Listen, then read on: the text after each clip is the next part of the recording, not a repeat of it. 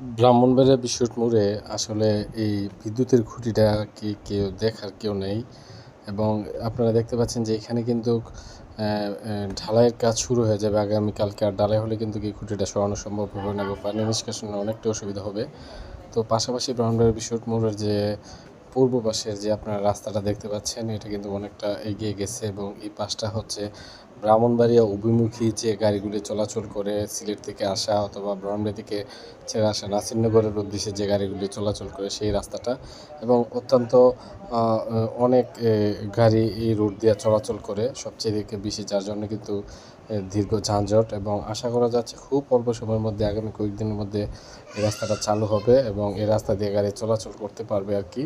সেই লক্ষ্যে তারা কাজ করে যাচ্ছে। তো আপনারা দেখতে পাচ্ছেন আসলে কাজ কিন্তু দৃশ্যমান হচ্ছে এবং চোখে পড়ার মতো। তো ধন্যবাদ সবাইকে। ভালো লাগলে ভিডিওটি অবশ্যই শেয়ার করবেন।